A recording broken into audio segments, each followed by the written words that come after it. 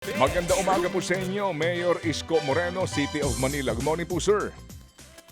Hi, Manong Ted. Magandang umaga sa iyo at sa kay DJ Cha at sa ating mga manonood at nakikinig. Magandang umaga po. Salamat sa panahon, Mayor. Mayor, ngayon po ba sa inyong lungsod, meron pa ho bang lugar na hindi nyo nahahakutan ng basura, sir? Please.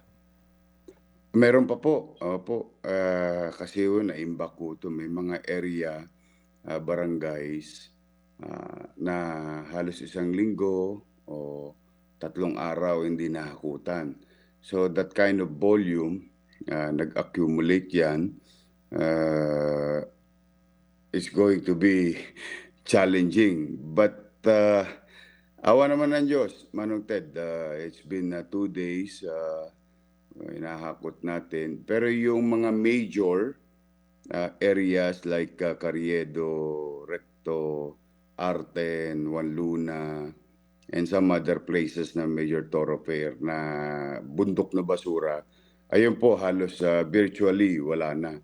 Pero yung mga nasa community, yung mga nasa kanto, yun po ang sinisweep ngayon. Opo, Mayor, ang balita po namin, hindi nga po daw nabayaran halos 1 bilyon ang utang ng city government dito po sa inyo pong garbage collector. Paano po ngayon ang usapan diyan? Ano ho ba ito? Utang muna na paghahakot po nila? Paano po yung pagbabayad ngayon sa kanilang serbisyo? Actually, ano yan, no? Since last year yan, 2024, dati yung collector natin is Lionel. May bayarin ng Maynila for the past 8 months of that year, hindi sila nababayaran, amounting to 561 million. Now, umalis ang Lionel dahil hindi na nga nila kaya i-sustain yung operation. So, yung nakarang administrasyon na took the initiative to change the hauling company and got 2 hauling company. But the thing is, hindi rin sila nabayaran ng siyudad ng Maynila. That's almost 400 million since February to this day, no? Nakiusap lang kami na sa Lionel the other day na kung po pwede yung pagkakautang o yung bayarin ng Maynila, babayaran naman for the meantime. Kung pwedeng tulungan kami, tumulong naman ang Lionel. Now, but we have to put things in right perspective. It's a matter of time that we need to acquire hauling services for our garbage. So in the coming days, inatasan ko na rin naman yung CGSO natin na to acquire hauling services. Kasi hindi pwedeng hindi magtuloy ito kasi mababaliwala yung ginawa natin simula noong June 30. Opo. So paano po 'yan, Mayor? Kasi di ho ba bidding process pa 'yan ang inyong pagpili po ng inyong garbage collector? Gaano po kabilis 'yon o katagal? Yung pagbibid, kung sa normal situation, no, Manong Ted, would take about 45 days. But kahapon, nag-declare na ng state of health emergency ang siyudad ng Maynila. So with that, we might and we may be allowed to acquire for this urgent situation ang hauling company.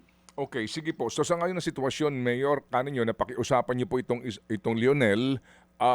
Sa ngayon po, as in fully cooperative sila, sila po yung magsiservisyo muna na walang bayad at ang Hindi po. go ahead. Isang araw lang. Natiway ko lang muna isang araw yun. Dahil Oo. nung pumasok po ako, Manong Ted, gulantang ang abuti namin. Talagang on the very first day, sabay na hindi na kinaya rin. Nagpaalam yung dalawang dating kumpanya. Sa amin, sa Maynila, very comfortable kami naman with Lionel. And then sabi ko sa Lionel, sige na, for old time's sake, baka naman po pwede, just for the day, for free. Then, as we progress within hours, we'll try to come up with other ways on how to acquire legally yung hauling service. Kasi kung hindi, talagang magkakasakit ang mga tao. So, babayaran yan. Ano na yan? Service rendered. Opo, opo. So, Mayor, kasi 'di ba dapat araw-araw nangongolekta diyan, lalo na ho sa Tama, Divisoria, dito pong, baksakan natin ng produkto. gulay. 'Di ba araw-araw po 'yan. Papaano po ngayon 'yon, Mayor? Tuloy-tuloy naman po, Okay. awa ng Diyos. O sige. So, Mayor, sa ngayon po naman na sitwasyon niyo diyan sa usapin po ng basura, maaari na ho ba nating ano, na sabihin na nakahulagpos na po kayo dito po sa malaking problemang ito? Hindi pa po masyado, as like katulad nung nauna niyo pong tanong kanina, Manong Ted. At least, with the problems that kinaharap namin, Mm. simula noong June 30, at least masasabi ko mga 55% of that was resolved already uh, by the city government. So ngayon naman, as we speak, hindi pa naman tumitigil. Those are regular garbage daily na napuproduce ng taong bayan sa Maynila, plus yung previous garbage na nakakalat pa sa kalsada. Pero minamadali namin kasi, Manong Ted, baka umulan ng umulan eh. Yun, opo. Although ngayon parang panaka-naka lang yung ulan, kasi mas mahihirapan kami dahil aanod yan, mapupunta sa drainage. But to our people in Manila who are watching, we're really trying to catch up with the challenges and the time. No? Kasi papasalamat lang ako sa MMDA na tumutulong sa amin, MDRRMO, DPS. Ano na to, Manong Ted, multiple agencies of local government and national government. O sige, opo. Hopefully, mga 55%. Pero ano na to, yung mga maliliit, yung pulo-pulo na lang. Hindi na yung nakita nating dagat ng basura, Smoky Mountain, yung nakita nyo katulad sa Divisoria, sa Arten, and so on and so forth. Nabanggit niyo po yung drainage, yung pong paglilinis sa estero, Mayor. Ngayon po, ngayong inyong second day in office, paano po yon? Kasi nga inaasahan natin ito pagbabaha na naman kasi barado po ang mga estero dyan sa lungsod ng Maynila na kung saan po dyan dumadaloy papunta po sa Manila Bay. Opo, pinauuna ko po July 5. I signed already executive order at inaatasan ko lahat ng barangay chairman, barangay officials na simultaneously that every week thereafter, starting July 5, linisin yung aming mga imbornal muna to free up space, no? To accommodate water or liquid for that matter. Kasi ngayon, yung solid na material na nasa kalsada, kunin ng lalong madaling panahon. Then we go now to our drainage system dahil nakita naman ng taong bayan about a week ago na yung mga basura inanod na at uuwi yun sa drainage. Then we will go now to our estero. Yun po yung sequence of event or importance in our own little way, the logical way to really confront the problem. Opo, sige. Yes po. Mayor, para lang mas maintindihan po naming lahat, sinasabi nyo nga po kasi kaya ganito katindi ang basura dyan sa Maynila dahil hindi nababayaran yung mga garbage collectors natin. Ano po bang dahilan kung bakit umabot ng ganun kalaki yung hindi nababayaran sa kanila ng past administration? Hindi ko rin po alam eh. Sa totoo lang, Cha, DJ Cha, lahat kami na-shock eh. Kaya nga nila tinanggal yung Lionel dahil hindi nila mabayaran. Nagpaalam ng maayos, kumuha ng bago, binayaran 1 buwan lang, January. Ngayon, di rin nila binayaran. You know, in fairness to those companies,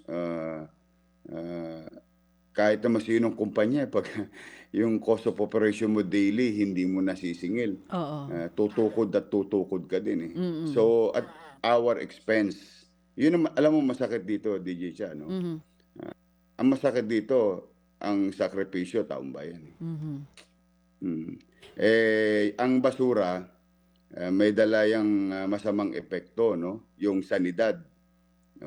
Ang mikrobyo o yung sanidad walang pinipiling edad, bata, matanda, lalo pa kung may sakit ka. Saka bukod sa eyesight or yung eyesore, Eyesore. Eyesore yung basura. Imagine mo naman, DJ Cha, pupunta ka dyan sa radyo, nadaan ka sa rekto. Bago ka dumating dyan, amoy alimuom ka na, amoy kamatis ka na, amoy napigang sibuyas ka na. These are the things that yung kadugyutang ito talaga hirap na hirap ang mga taga Maynila. So, And moving on, we're gonna catch up.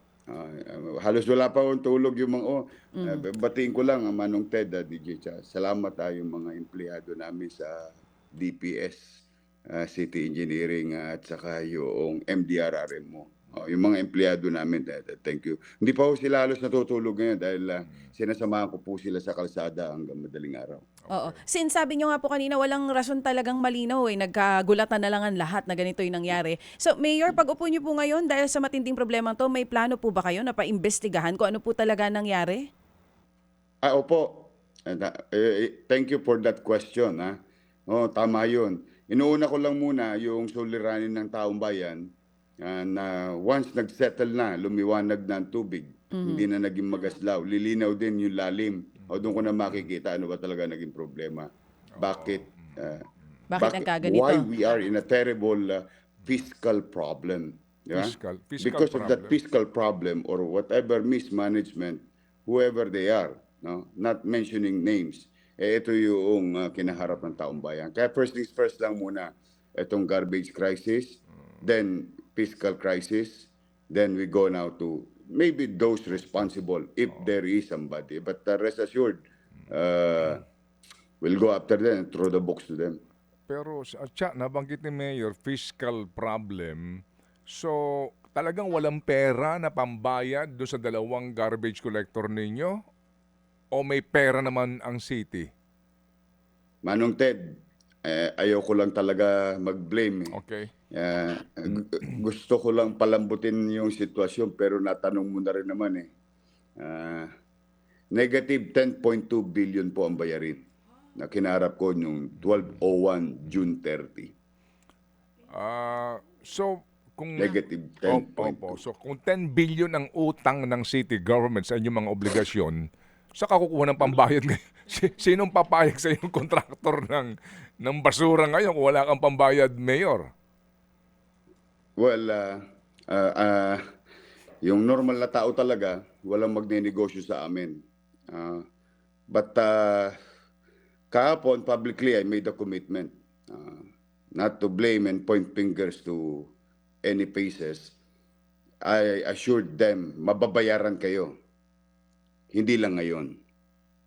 Mababayaran kayo, tulungan nyo kami. Magnegosyo kayo sa Maynila, babayaran namin. Kasi it's a year-on-year income. It's a matter of financial management. And we'll try to do some financial engineering. But definitely, it has to start from us, from City Hall. Katulad ng mga JO'ng nag-bloat, yung mga cash advances na almost 3 billion in 3 months. Those are the things na they will not expect under my watch. And this may cushion the 2026 income of the City of Manila. But for now, whatever is left for the next 6 months of our lives for this year in the City of Manila, papangalagaan po namin yung natitira dyan. Kaya naman, ito na, gamitin ko na yung programa ninyo, Manong Ted. Ulitin ko yung nasabi ko na sa television kapon. Sa mga nagnegosyo, nag-deliver ng gamot, gumawa ng kalsada, nag-deliver ng medical equipment, sa mga estudyante ng PLM, UDM, sa mga pulis, sa mga doktor, sa mga senior citizen, mga lolo't lola ko. Lahat ng obligasyon ng Maynila, ibibigay ko po sa inyo. Magbabayad po kami sa mga bayarin naming na kinuwang serbisyo at produkto. Kaya lamang po, hindi ko po kaya sabihin bukas agad. It's a matter of time, but we will pay that obligation.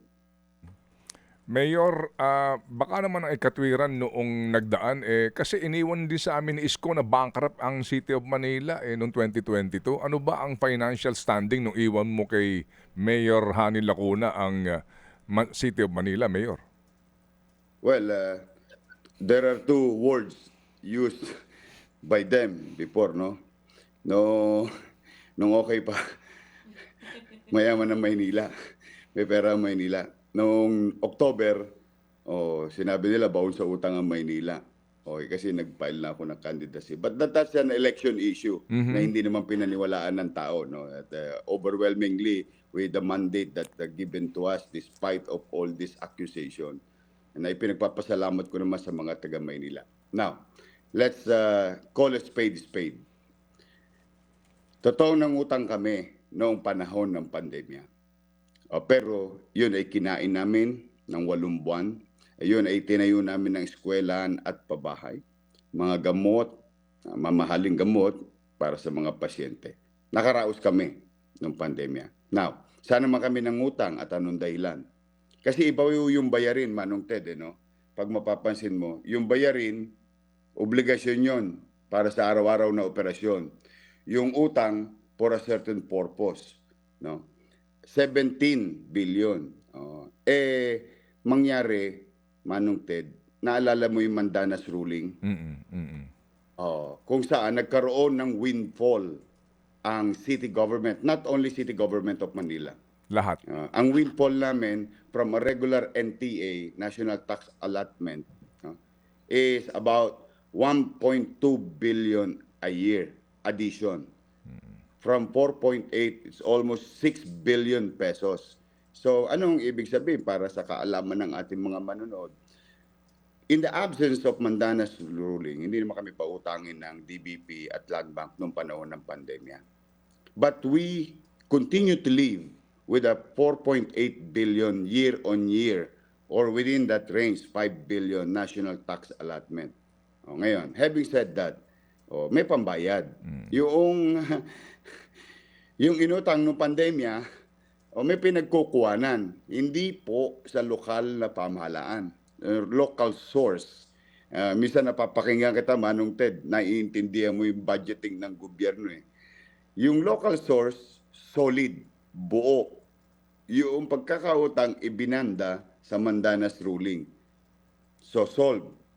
So, dapat, ang mangyayari, kung nabubuhay kami nung araw, nung walang pandemya sa local source, dapat mabuhay din kami ngayon as we speak. Kasi wala naman talaga nagalaw na pera.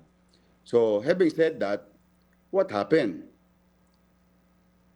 Ano na po yun? Fiscal management na po yun. Nakokolekta ba yung local source namin? That's question number 1. Question number 2, kung nakokolekta, efficient ba? At kung nakokolekta, pumapasok ba sa kaban o sa treasury ng city government account? That's another story. Things that I need to find out later on. Okay.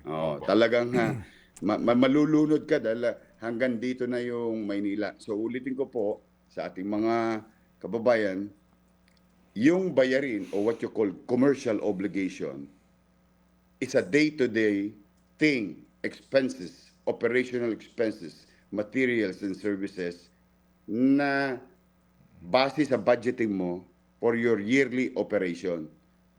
Yung isa naman, may utang sa bangko o sa government banking institution o financial institution na may binabandahang galing din pera sa national government. So, yun po yun, mga kababayan. Okay, sige po. So Mayor, good luck po sa inyo. Ito po ay pangalawang araw pa lang ito ng inyo pong panunungkulan at ang mga taga Maynila nga po dito ngayon nagme-mensahe nga po sa amin at umaasa nga dito po sa binanggit ninyo na kung ano muna dapat unahin, ito ang uunahin, and then yung pong binabanggit po ninyo na koleksyon ng buwis para po gumana na ang gobyerno sa Maynila. Good luck po, Mayor, sa inyo. Thank you po. At sa mga manonood at taga Maynila, pumanatag po kayo. We will move heaven and earth. May awa ang Diyos. Makakaraos din po tayo. Salamat po, Mayor Isko Moreno, FM. City of Manila.